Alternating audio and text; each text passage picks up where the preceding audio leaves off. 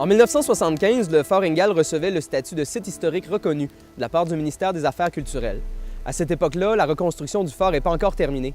On retrouve sur le site seulement les 3 dortoirs et l'imposante palissade. 40 ans plus tard, le site se retrouvait dans un état lamentable malgré les efforts incessants pour sa préservation. En avril 2015 a commencé un important chantier de restauration des bâtiments du Fort Ingalls. Le but était de régler l'important problème de détérioration du bois et d'effectuer des travaux au niveau des systèmes sanitaires, des systèmes électriques.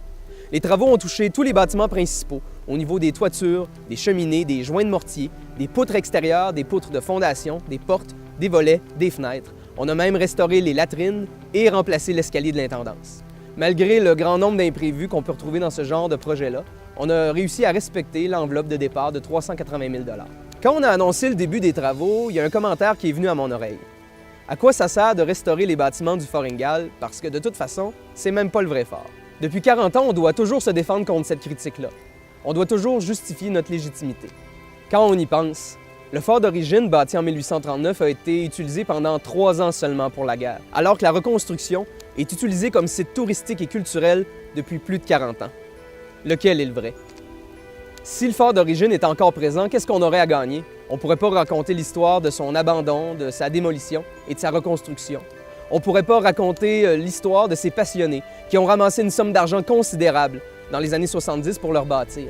Puis on ne pourrait pas aussi raconter toute l'histoire de ces techniques historiques retrouvées, de ce souci du détail. Les bâtiments du fort sont maintenant complètement restaurés et prêts pour affronter un autre 20 ans de guerre non sanglante. Mais le travail n'est pas terminé. Il y a encore de nombreux défis qui s'imposent devant nous. Par exemple, l'état de détérioration avancée de la palissade, la mise aux normes du système incendie et la mise aux normes des installations sanitaires. Alors que les dignitaires étaient présents en juillet 2015 pour inaugurer la fin des travaux de restauration du Fort Ingalls, une plaque était dévoilée. Cette plaque-là venait montrer l'importance patrimoniale du Fort Ingalls, mais venait aussi démontrer son nouveau statut de reconnaissance provinciale, celui de monument classé du patrimoine québécois.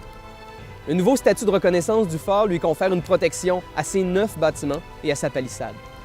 Mais pour nous, cette plaque-là, c'était plus qu'un nouveau statut de reconnaissance. C'est la preuve que ce qu'on fait, on le fait pas pour rien. C'est la reconnaissance de 40 ans d'efforts de nos passionnés, de bénévoles qui se sont investis pour la mise en valeur de ce joyau-là de notre patrimoine. La guerre d'Aroostook a été une guerre non sanglante. Aucun coup de feu a été tiré. Mais pour nous, c'est un combat de tous les instants. Il y en a qui pourraient croire que c'est une bataille qui est perdue d'avance. Mais nous autres, on croit en notre cause. En 1839, le Fort Ingalls a été là pour nous protéger. Mais maintenant, c'est à notre tour de le protéger.